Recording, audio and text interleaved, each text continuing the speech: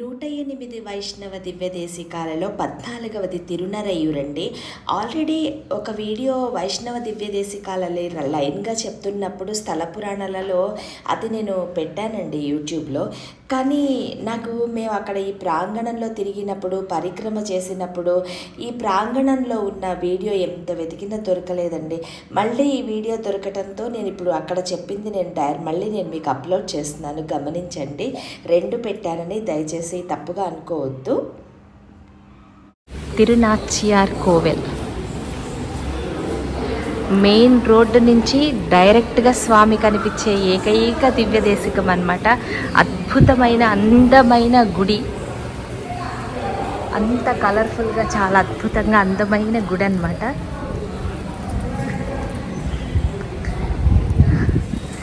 ఇది రాజగోపురం.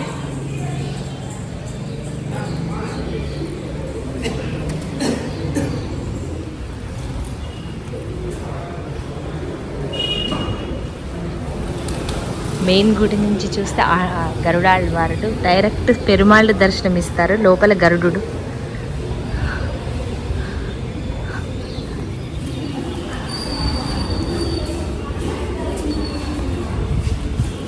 ఇక్కడ గరుడే మెయిన్ నాగదోష నివారణ క్షేత్రం.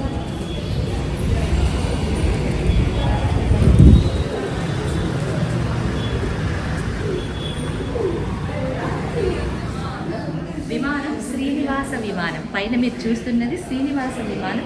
ట్రిప్లికేన్ పార్థసారథి విమానాన్ని పోలి ఉంటుంది. బిల్వ వృక్షం, మర్రి చెట్టు స్థల వృక్షాలన్నమాట. తీర్థం మణిముక్త తీర్థం, శ్రీనివాస క్షేత్రం, బ్రహ్మాండ నరయూర్ నాచియార్ కోవెల్ అండి. ఇక్కడ అమ్మవారికే ప్రాధాన్యం. నైవేద్యం కూడా అమ్మవారికి పెట్టాకే స్వామి వారికి పెడతారనమాట. నాచియార్ అమ్మవారికి మెయిన్ అనమాట. 5 మూర్తులతో దర్శనమిచ్చే స్వామి. ఈయన బ్రహ్మ ఎక్కడ నిల్చున్న భంగిమలో కనిపించారో ఇక్కడ గర్భగుడిలో బ్రహ్మ నిల్చున్న భంగిమలో కనిపిస్తారు. అన్ని విగ్రహాలు కూడా సాలగ్రామ అవతారాలు. అద్భుతమైన క్షేత్రం. మీకు స్వామి అండ్ అమ్మవారు పెళ్ళైన కొత్త వధూవరుల భంగిమలో దర్శనమిస్తారనమాట. మెయిన్ రోడ్ నుంచి కనిపిస్తుంది ఈ గుడి. దీన్ని తిరునరయూర్ నాచియార్ కోవెల్గా పిలుస్తారు. ఇది విమానం అన్నమాట. ఇక్కడ అమ్మవారికి ప్రాధాన్యం అని చెప్పాను కదండి. తూర్పు వైపు అభివృద్ధిగా నిలిచిన భంగిమలో స్వామి దర్శనమిస్తారు.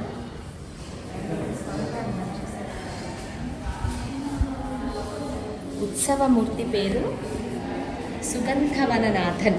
అమ్మ మంజులవల్లి. పేరు చూస్తారండి ఎంత బాగుందో. విమానం శ్రీనివాస విమానం. పైన మీరు చూస్తున్నది శ్రీనివాస విమానం. ట్రిప్లికేన్ పార్థసారథి విమానాన్ని పోలి ఉంటుంది. బిల్వ వృక్షం, మర్రి చెట్టు స్థల వృక్షాలన్నమాట. తీర్థం మణిముక్త తీర్థం, శ్రీనివాస క్షేత్రం బ్రహ్మాండ పురాణంలో ఉంది.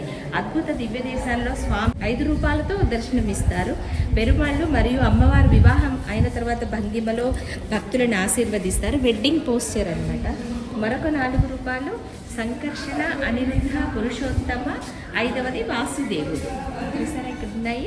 వీటిల్లో శక్తులను అమ్మవారికి ఇచ్చారు స్వామి.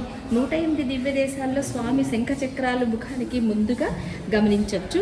సహజంగా ప్రతి గుడిలో పక్కకి భుజాలతో కనిపిస్తాయి కదా, ఇక్కడ అలా ఉండవన్నమాట.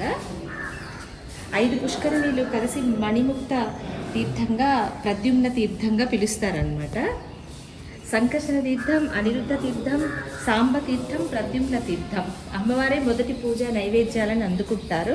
తర్వాత దేవదేవునికి నైవేద్యం సమర్పిస్తారు. ఉత్సవాలలో కూడా అమ్మవారే ముందుగా ఊరేగిస్తారు అనమాట అమ్మవారిని. ఇక్కడ కాలగరుడన్ సన్నిధి చాలా చాలా ఇంపార్టెంట్ అనమాట. బ్రహ్మదేవుడు నిల్చున్న భంగిమలో కనిపిస్తారు. కాలగరుడన్ సన్నిధి అండి. పూజించే స్వామి మార్గళి మాసంలో జరిగే గరుడ సేవలో అమాంతంగా బరువు పెరిగిపోతారనమాట.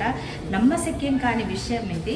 4 మనుషులు పట్టుకున్న స్వామి 64 మంది మోస్తే కానీ గరుడ సేవ అనంతరం గుడికి తీసుకురాలేరు.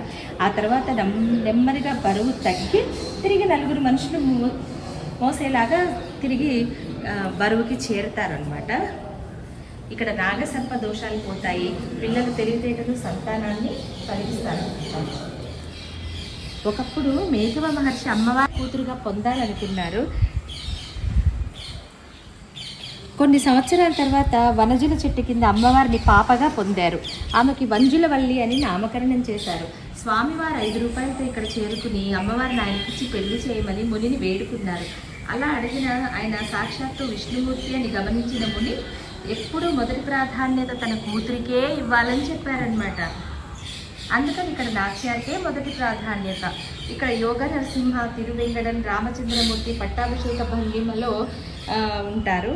హనుమంతుడు, లక్ష్మి, రంగనాథుడు, వరదరాజుడు, సరై ముదలియార్, తిరుమంగై, సుదర్శన్ 16 చేతులతో దర్శనమిస్తారు. ఇది ఒక వైష్ణవ దివ్యదేశం మాత్రమే. కోపెంగ చోళుడిచే శివభక్తుడైన నయనార్లతో నిర్మించబడిన వైష్ణవ క్షేత్రం అన్నమాట. శివగణాలలో పుష్పదంతుడు, మూల్యవన్, శివభక్తుడు గొడవపడి ఒకరినొకరు శపించుకుని ఏనుగు సాలెపురుగుగా జన్మించి శివార్చనకు ఇక్కడక్కడ కలహంతో ఏనుగు తొండంలో దూరి ఇద్దరు చనిపోయారు. శివుడు అనుగ్రహిస్తారు. ఏనుగు ఇక్కడ తొండంలో దూరి ఇద్దరు చనిపోయారు కదా. అప్పుడు తిరు అనైక, తిరు అంటే పవిత్రమైన, అనై అంటే ఏనుగు, కా అంటే అడవి, తిరువనై కోయిల్. అది సాలెపురుగు రాజైన కోంబిగడ్ చోళుడిగా జన్మించి 70 శివాలయాలు, ఒకే ఒక తిరునరయ్యూరు విష్ణు క్షేత్రాన్ని నిర్మించారు. గత జన్మ వైరాన్ని గుర్తించి ఏనుగు అడుగు పెట్టకుండా కేవలం 4 అడుగుల ఎత్తుతో మరియు 2.5 అడుగుల వెడల్పులో వెళ్ళే దారి మాత్రమే నిర్మించారన్నమాట. వీటిని ఈ రకమైన గుడ్లను మణిమాడ కోయి అని పిలుస్తారు. చూసారా చిన్న దివ్య స్థలము. 4 చేతులతో అద్భుతంగా పెద్ద ఎత్తున దర్శనమిచ్చే ఏకైక దివ్యదేశికం అన్నమాట. ఇక్కడ గరుడాయి వారు వెళ్ళేటప్పుడు, గరుడ సేవకు వెళ్ళేటప్పుడు 4 మాత్రమే ఎత్తగలిగి వచ్చేటప్పుడు 64 మంది పట్టుకుంటే కానీ లేవలేరు అనమాట. తిరిగి రారు. అంతటి గొప్ప పుణ్యక్షేత్రం తిరునాచియార్ కోవెల్. తప్పకుండా మీరు దర్శించండి. ఇది అద్భుతమైన దివ్యదేశం యొక్క స్థల పురాణం.